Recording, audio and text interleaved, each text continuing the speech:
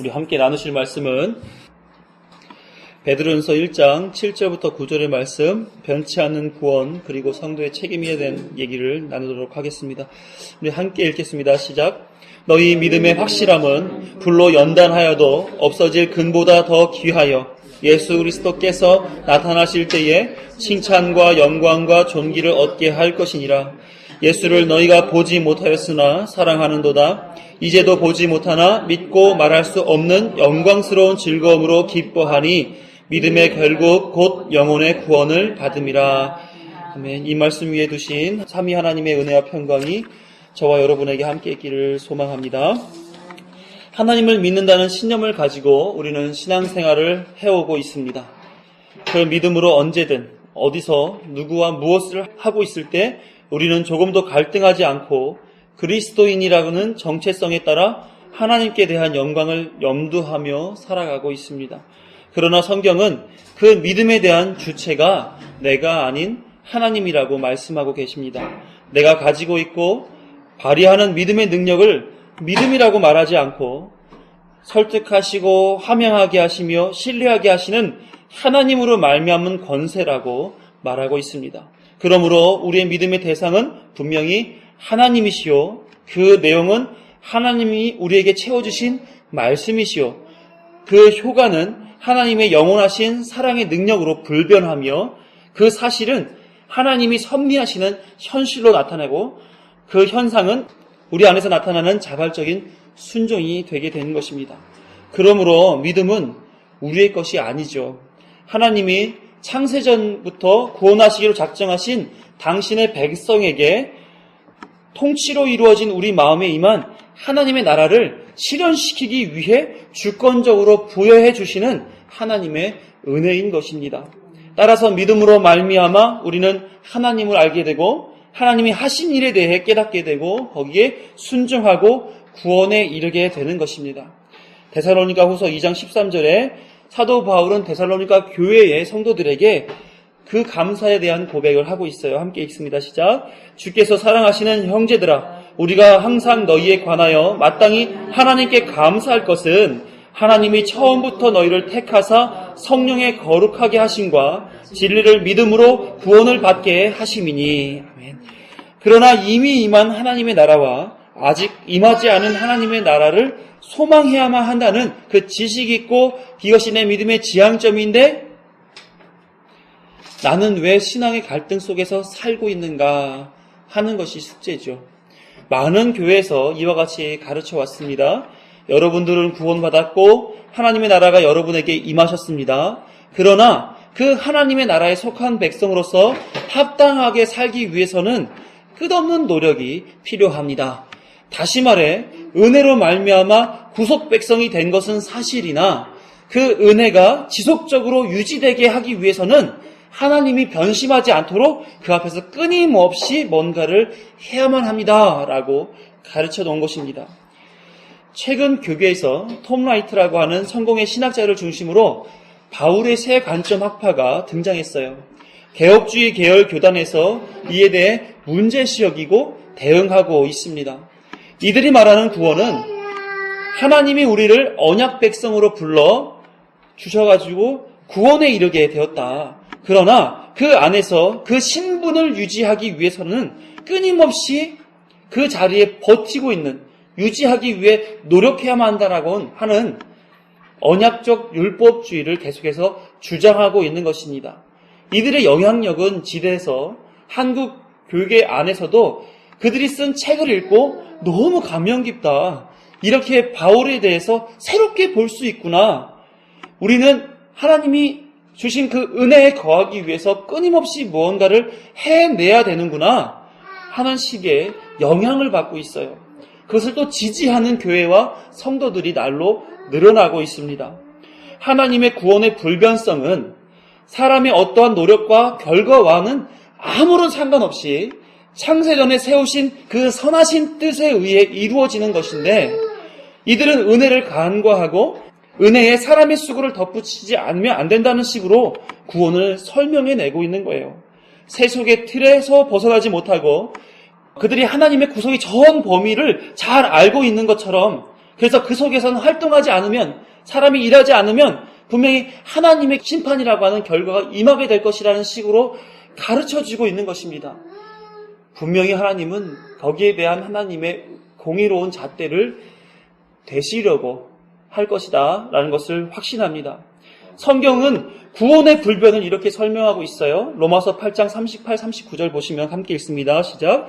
내가 확신하노니 사망이나 생명이나 천사들이나 권세자들이나 현재 일이나 장래 일이나 능력이나 높음이나 깊음이나 다른 어떤 피조물이라도 우리를 우리 주 그리스도 예수 안에 있는 하나님의 사랑에서 끊을 수 없으리라.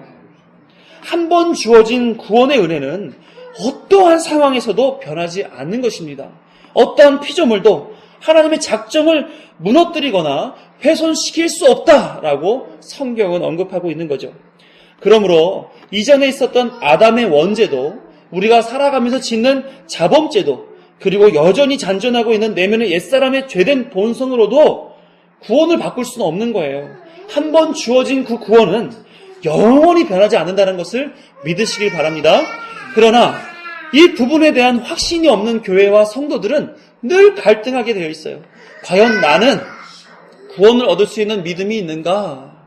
윤리와 도덕적인 설교를 들으면서 또 여전히 불의한 자신의 삶을 보면서 이런 갈등을 하지 않을 수가 없는 거죠. 그러기에 더욱 하나님 앞에 당당하게 서기 위해서 뭘 해야 되겠습니까? 공로를 쌓아야 된다 이렇게 생각하는 거예요. 내가 이렇게 금식하며 기도하는데 나를 잊으실까? 내가 이렇게 성경 공부하러 다니는데 구원받지 못할까? 내가 교회를 세웠고 내가 헌금을 이만큼 하고 이렇게 봉사하는데 하나님이 나를 버리실 수 있을까? 이러면서 하나님이 나에게 구원의 복을 주시지 않으면 안 되게끔 하는 그런 노력을 하고 있다니까요. 저는 이런 말씀도 들어봤습니다. 하나님이 나를 구원해 주시지 않으면 실수하시는 거예요. 이것은 정말로 은혜를 모르고 하는 그런 말씀이죠. 이런 분들이 구원이 변치 않는다라고 하는 그런 설명을 하는 목사님들에게 따지는 거예요.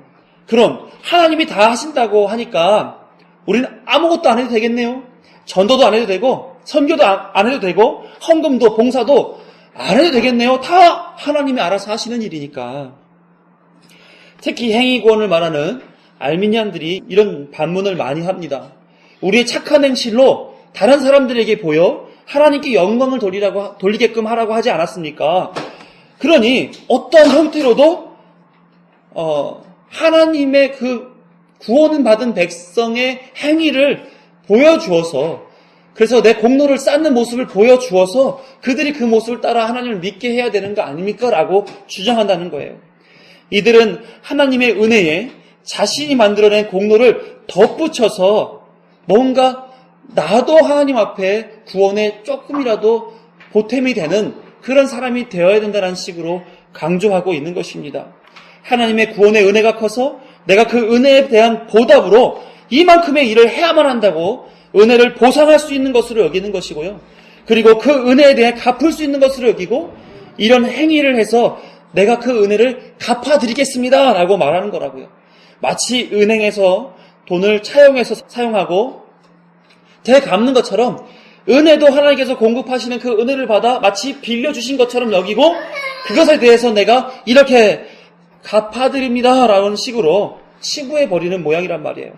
어찌 하나님께서 값없이 선물로 받은 이 은혜를 값싼 자신의 보상과 상환으로서 해결할 수 있겠는가 하는 거예요. 예수님의 그 십자가 공로, 예수님이 죽기까지 사랑하셨던 그 사랑하심을 우리의 조그마한 노력과 수고로 갚아낼 수 있겠습니까? 어찌 은혜를 망각하고 은혜가 아닌 것으로 치부할 수 있는 그런 상황으로 생각하느냐 말이죠. 그럴 수는 없는 거죠.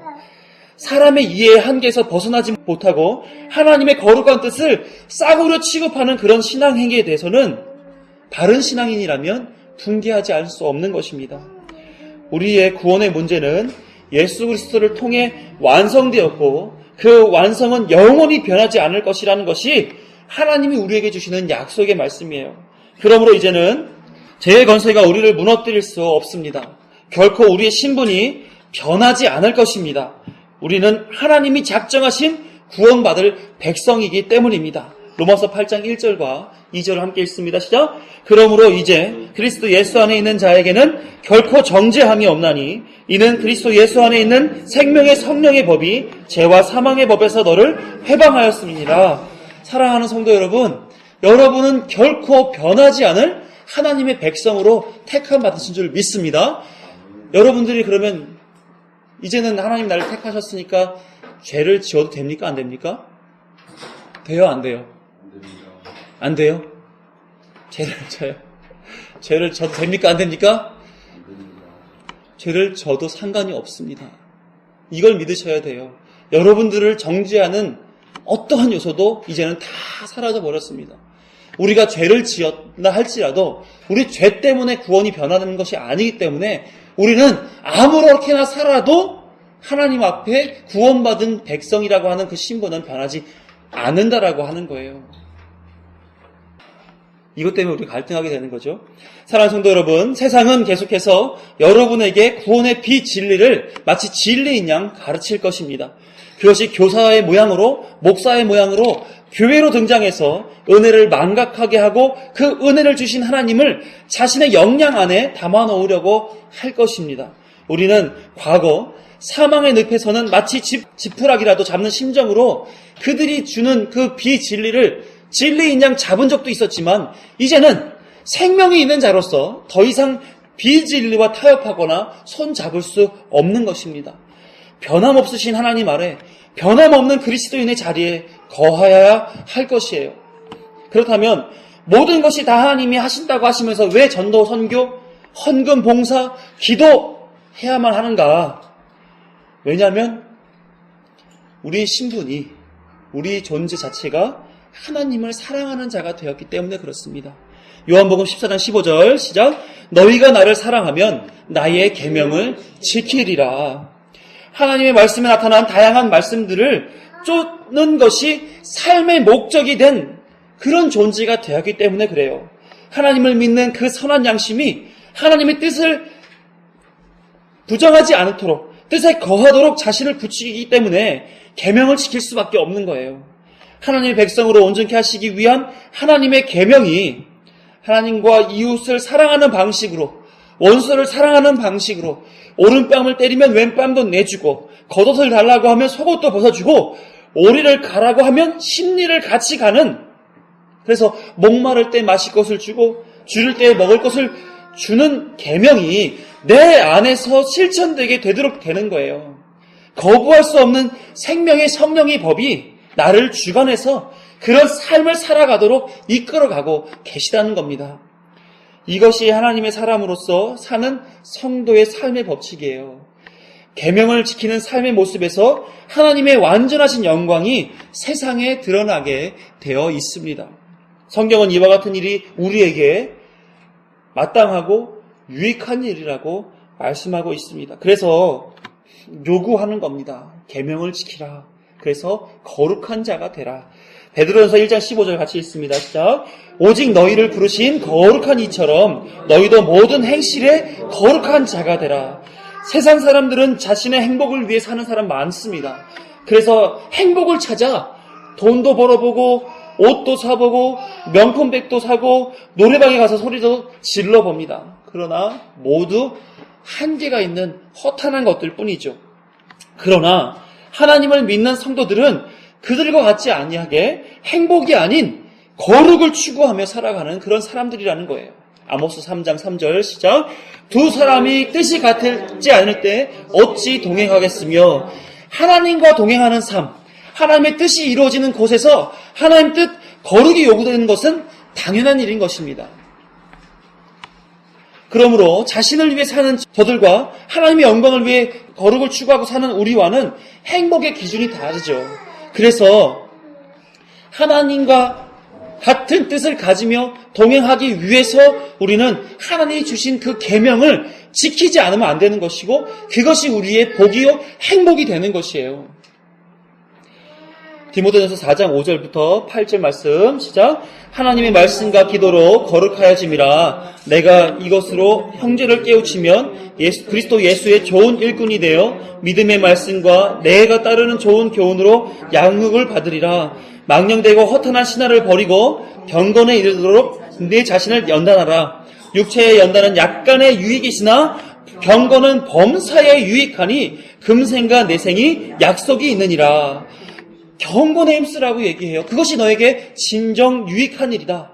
뿐만 아니라 그것이 금생뿐만 아니라 내생에도 약속이 주어지는 놀라운 은혜가 바로 이 경건의 훈련을 받으라는 거예요. 경건이라고 하는 말은 유세베이아라고 하는 말입니다.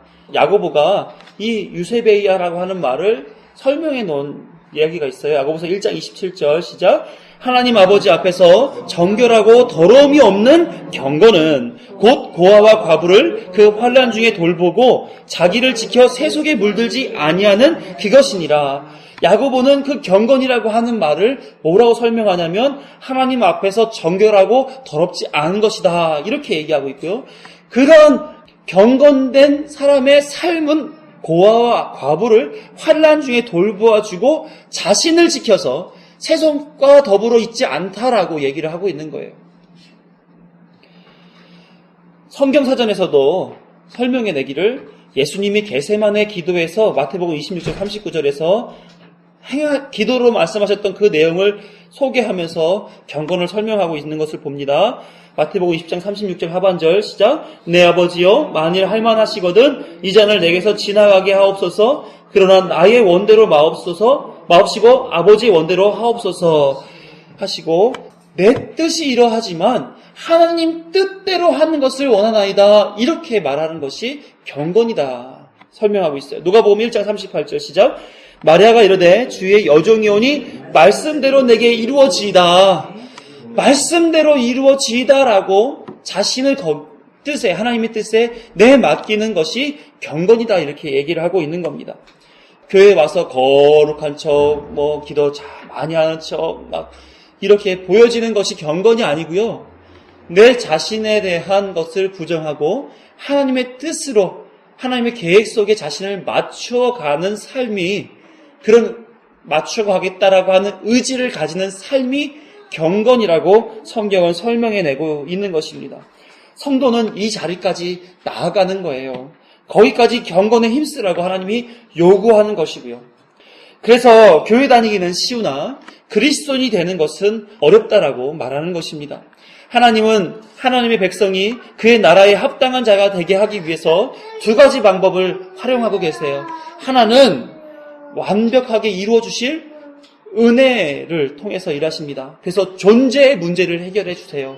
이 땅에서 죄된 심령으로 죽을 수밖에 없는 자였지만 이 은혜로 말미암아 하나님 나라의 백성이 되게끔 칭의하셨단 말이에요. 이것으로 다 해결된 그런 내용입니다. 그러나 또 하나 성화로 나아가기 위해서 우리에게 고난을 주신다라고 말씀하고 계십니다.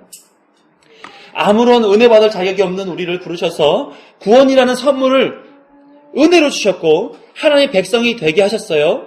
그래서 로마서 8장 30절을 보게 되면 또 미리 정하신 그들을 또한 부르시고 부르신 그들을 또한 의롭다 하시고 의롭다 하신 그들을 또한 영화롭게 하셨느니라. 하나님께서 이 사역을 하시면서 스스로가 기뻐하셨다라고 말하는 거예요. 그래서 내가 정한 백성이 내가 만들어 놓은 그 영화로운 하나님 나라까지 가는 것. 그래서 이것은 합당한 자가 되게 하기 위한 하나님의 완벽하신 사역이죠. 그러나 또 한 가지 사역, 그 고난에 대해서도 하나님께서는 열어놓고 행하게 하십니다. 에베소서 1장 4절부터 6절.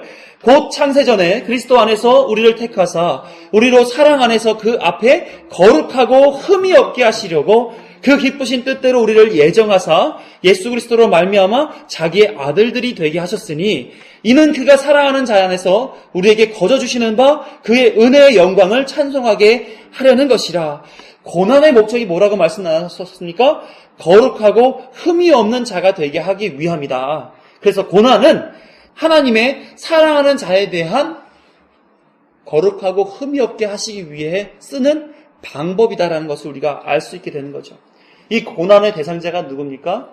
안 믿는 자들일까요? 아니에요. 그들은 이미 죽은 자들입니다.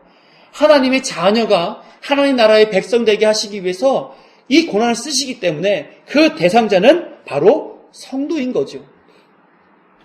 하나님의 뜻이 실현되는 믿음 있는 자에게 그 삶이 고난스럽게 다가온다라고 말하는 겁니다.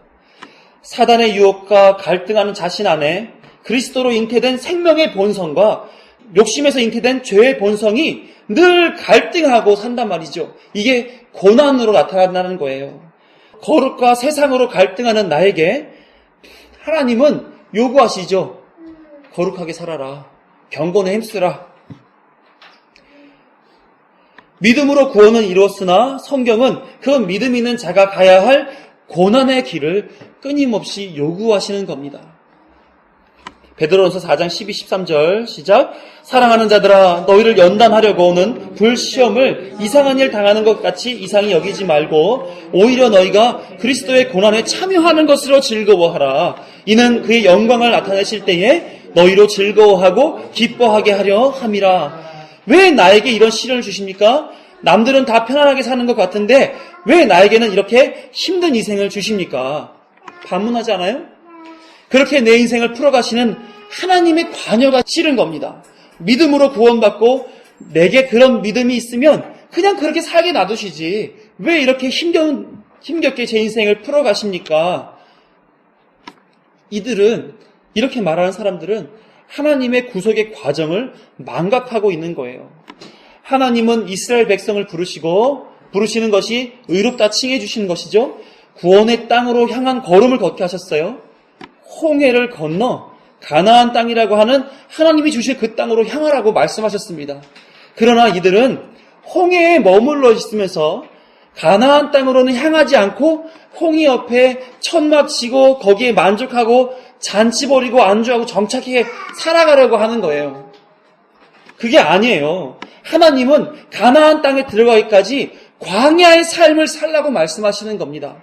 때로는 목마르고 배고프고 춥고 뱀에게도 물려보고 전쟁도 치러보라고 말씀하시는 거예요. 그런데 이 힘겨운 과정은 다 배제하고 내가 편리한 대로 홍해만 건너놓고는 그 위기만 모면해놓고서는 거기서 살게 해달라고 하나님 앞에 따지는 거 아니겠습니까? 하나님은 우리에게 너희들이 구원받은 백성이라면 너희들이 지금 가야 하고 노력해야 할 부분이 있다. 이렇게 얘기하고 계신 거예요. 넓고 편안한 길일 수도 있겠지만 좁고 협착한 길이 될 수도 있다. 그 길, 그렇지만 너희들은 내가 부른 자녀이기 때문에 내가 만들어 놓은 그 땅을 향해서 그 길을 걸어야만 한다. 이렇게 말씀하고 있는 거죠. 그래서 힘겹더라도 외롭더라도 지칠지라도 고통스러울지라도 그 길을 걸어야 되는 거예요. 그 영광을 나타나실 때에 우리로 즐거워하고 기뻐하게 해주실 것이 확실하다라고 말씀하시면서 그 길을 걸어라 이렇게 얘기하는 겁니다. 고린도전서 10장 13절을 읽습니다. 시작. 사람이 감당할 시험 밖에는 너희가 당한 것이 없나니 오직 하나님은 미쁘사 너희가 감당하지 못할 시험 당함을 허락하지 아니하시고 시험 당할 즈음에 또한 피할 길을 내사 너희로 능히 감당하게 하시느니라. 감당할 시험 외에는 주시지 않는다라고 말씀하고 계세요. 더하기 빼기를 하는 아이에게 3차 방정식을 낸다면 그 애가 풀겠습니까? 그 문제를 낸 출제자가 잘못된 거 아니겠어요? 우리가 감당할 시험에 대해서 하나님께서는 너희들이 감당할 수 있는 그 분량만큼만 시험한다라고 얘기한단 말이죠. 사람들이 이런 말 하잖아요. 감당할 시험만큼만 주시니까 버텨봐.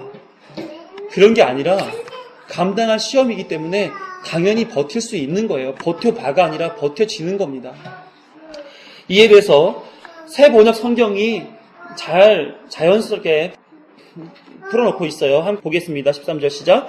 여러분은 사람이 흔히 겪는 시련 밖에 다른 시련을 당한 적이 없습니다. 하나님은 신실하십니다. 여러분이 감당할 수 있는 능력 이상으로 시련을 겪는 것을 하나님이 허락하지 않으십니다. 하나님께서는 시련과 함께 그것을 벗어날 길도 마련해 주셔서 여러분이 그 시련을 견뎌낼 수 있게 해 주십니다. 우리에게 주어진 시련은 뭐라고 말씀하시는 거예요? 흔히 겪는 시련이라고 말씀하세요. 감기 걸리고 시험에 떨어져 보기도 하고 사업에 실패해 보기도 하는, 또 오해로 인해 관계가 서운해지기도 하는 그런 시련이라는 거예요. 늘상 있는 시련 아닙니까? 하나님은 감당할 수 없을 만큼의 시련을 주시지 않는다라고 성경이 기록하고 있습니다. 잘 생각해 보세요. 우리가 고통스럽지만 못 이길 것이 하나도 없지 않습니까? 아직 자살을 감행해야 할 만큼 삶의 짐이 주어진 거 아니잖아요. 대한민국 땅에서 추방당할 만큼 어려움을 경험하고 있는 것 아니지 않습니까? 뿐만 아니라 하나님께서 너무나 사랑하셔서 그 시련을 이길 수 있는 길까지도 다 예배해 놓고 계시다, 이렇게 말씀하고 있어요. 술을 끊고 싶은데 친구들이 자꾸 술자리를 불러내요. 피할 길이 없습니까? 아니죠. 안 나가면 되는 거예요. 홈쇼핑 중독에서 벗어나고 싶으시면 어떻게 해야 돼요? TV를 안 보면 돼요. 살을 빼야 혈압과 당뇨에서 벗어나게 된다면 덜 드시고 운동하시면 되잖아요. 우리는 누리고 즐기고 짐져야 하는 인생 그냥 다 하고 있으면서 힘들다라고 얘기한다고요. 아닙니다. 자기 짐이 제일 큰 것처럼, 제일 힘든 인생 사는 것처럼 그런 말씀하지 마시라고요. 현대자동차 정모 회장도 자기 사무실에서 뛰어내려 죽었고, 노모 전 대통령도 자신의 측근들의 문제를 다 짊어지고 죽었습니다. 여러분들이 그분들만 하시냐고요. 그분들은 하나님을 모르고 그 방식을 취했지만 여러분들은 아니잖아요. 하나님이 어떠하게 고난을 주셨다라고 하고 그 고난에 피할 길도 주셨다라고 하는 거 다 아시잖아요. 말씀과 기도에서 하나님의 위로와 회복을 얻으실 수 있지 않습니까? 그렇다 그러면 우리가 왜 힘들어야 하는 거야? 왜 어렵다라고 얘기를 해야만 하느냐 말이죠. 히브리서 10장 1절부터 11절의 말씀 좀 길지만 같이 읽습니다. 시작. 이러므로 우리에게 구름같이 둘러싼 허다한 증인들이 있으니 모든 무거운 것과 얽매이기 쉬운 죄를 벗어버리고 인내로서 우리 앞에 당한 경주를 하며 믿음의 주요 또 온전하게 하시는 이인 예수를 바라보자. 그는 그 앞에 있는 기쁨을 위하여 십자가를 참으사 부끄러움을 개의치 아니하시더니 하나님 보좌 우편에 앉으셨느니라. 너희가 피곤하여 낙심하지 않기 위하여 죄인들이 이같이 자기에게 거역한 일을 참으신 일을 생각하라. 너희가 죄와 싸우되 아직 피 흘리기까지는 대항하지 아니하고 또 아들들에게 권하는 것 같이 너희에게 권면하신 말씀도 잊었도다. 이르시되 내 아들아 주의 징계하심을 경히 여기지 말며 그의 꾸지람을 받을 때에 낙심하지 말라. 주께서 그 사랑하는 자를 징계하시고 그가 받아들이시는 아들마다 채찍하심이라 하였으니 너희가 참음은 징계를 받기 위함이라. 하나님의 아들과 같이 너희를 대우하시나니 어찌 아버지가 징계하지 않는 아들이 있으리요. 징계는 다 받는 것이거늘 너희에게 없으면 사생자여 친아들이 아니니라. 또 우리 육신의 아버지가 우리를 징계하여도 공경하였거든 하물며 모든 영의 아버지께 더욱 복종하며 살려 하지 않겠느냐. 그들은 잠시 자기의 뜻대로 우리를 징계하였거니와 오직 하나님은 우리의 유익을 위하여 그의 거룩하심에 참여하게 하시느니라. 무릇 징계가 당시에는 즐거워 보이지 않고 슬퍼 보이나 후에 그로 말미암아 연단받은 자들은 의와 평강의 열매를 맺느니라. 아멘. 이렇게 하나님의 마음을 우리에게 설명해 주는 본문 있지 않습니까? 이 본문을 보면서 어찌 우리가 우리 앞에 당한 경주를 피하려고만 하냔 말이에요. 왜 피 흘리기까지 대항하지 않고 권면하는 그 말씀도 잊어버린 채로 나에게 이 고난 피해가게 해주십시오. 저 좀 편안하게 살게 해주십시오. 남들만큼 저도 좀 누리고 살게 해주십시오. 라고 얘기를 하냔 말이에요. 이렇게 하나님의 뜻을 아는 자가 후에 경험하게 될 것은 거룩하심에 참여하게 되는 자가 되고 의와 평강의 열매를 맺게 되는 일인데 어찌 이것에 대해서 자기 방식으로 그것을 풀어가려고 하느냐 말이에요. 고난의 길을 사랑이라는 의도로 열어주시고 그 길에서 이길 힘까지 주신 하나님을 의지해야 되는 겁니다. 그 길이 육신적으로는 힘들고 고통스러울지라도 즐거운 길이요 감사의 길이 될 것을 아는 우리는 그것을 감사로 받아들여야죠. 하나님을 부정하고 배교하고 극단적인 선택을 해서야 되겠느냐 말이에요. 고난을 통해 맺어질 의와 평강의 열매를 향해서 우리는 끊임없이 경주해 나가야 할 것입니다. 이와 같이 하나님을 믿는 이들이 걸어가야 할 분량을 하나님께서는 분명히 성경 속에서 제시하고 있어요. 그 구원의 계획이 변하지 않는 것과 같이 성도들이 감당해야 할 그 분량의 계획도 변하지 않고 주어지게 될 것입니다. 우리는 그것을 자연스럽게 가는 거예요. 기쁨으로, 감사로, 은혜로 걸어가고 있는 것입니다. 그 길이 말씀과 기도가 될 수 있고요, 전도와 선교가 될 수도 있고, 헌금과 봉사가 될 수 있고, 건강과 관계의 모양으로 나타나질 수도 있습니다. 쉽게 느껴질 수도 있고 때로는 어렵게 느껴질 수도 있습니다. 그러나 그거와 상관없이 하나님께서 부르신 그대로 걸어가는 것입니다. 하나님이 예배해 놓으신 영원한 하나님의 나라, 새 하늘과 새 땅을 향해서 경주해 나아가는 것이죠. 베드로후서 3장 11절부터 14절의 말씀이 있습니다. 시작. 이 모든 것이 이렇게 풀어지리니 너희가 어떠한 사람이 되어야 마땅하냐. 거룩한 행실과 경건함으로 하나님의 날이 임하기를 바라보고 간절히 사모하라. 그날에 하늘이 불에 타서 풀어지고 물질이 뜨거운 불에 녹아지려니와 우리는 그의 약속대로 의가 있는 곳인 새 하늘과 새 땅을 바라보도다. 그러므로 사랑하는 자들아, 너희가 이것을 바라보나니 주 앞에서 점도 없고 흠도 없이 평강 가운데서 나타나기를 힘쓰라. 말씀을 정리하겠습니다. 하나님은 당신의 기쁘신 뜻을 쫓아 창세전에 우리를 하나님의 백성 삼으셨습니다. 이 하나님의 백성 삼으신 사실은 절대로 변함이 없습니다. 어떤 생각과 말과 행실을 하더라도, 어떠한 삶의 모양이 나타날지라도 하나님은 하나님의 작정을 꺾으시지 않으시는 그런 분이십니다. 우리는 구원받은 성도죠. 그래서 그 하나님의 그 작정과 그 계획을 은혜라고 받아들이고 이것을 복음이라고 선포합니다. 아무런 가치도 공로도 능력도 없는 우리를 일방적으로 부르셔서 이 은혜를 입게 하셨으므로 은혜를 하지 않을 수 없고 고백하지 않을 수 없고 그 하나님의 뜻을 쫓지 아니할 수가 없습니다. 그러므로 어떠한 행위로도 하나님 앞에 하나님, 저의 공로도 받아주세요라고 얘기할 수 없는 거죠. 하나님 앞에 자랑할 자가 아무도 없는 것입니다. 그러나 하나님은 그 구원의 은혜를 입은 성도들에게 요구하시는 바가 있어요. 하나님의 경건에 이르기까지 거룩에 힘쓰라고 말씀하고 있는 겁니다.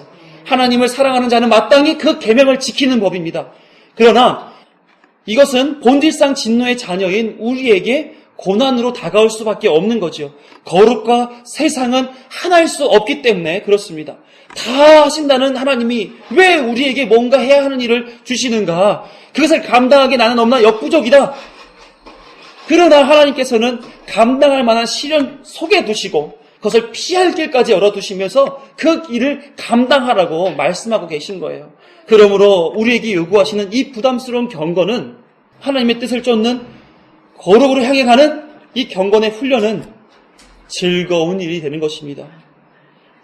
부부 사이에, 사업에, 학업에, 진로에, 관계에 어려운 일로 다가오는 이 경건의 훈련에서 늘 하나님의 뜻을 이루기 위해 하나님의 뜻을 온전히 따르려고 절대적인 의지를 가지고 주를 쫓는 그런 자신들이 다 되어야 될 줄로 믿습니다.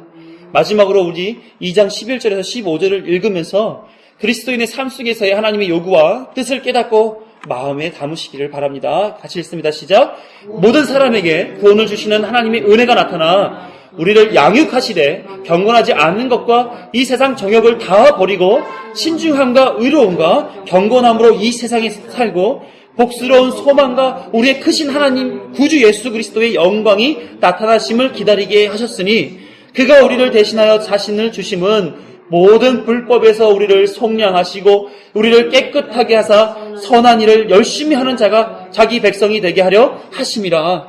너는 이것을 말하고 권면하며 모든 권위를 책망하여 누구에게든지 업신여김을 받지 말라.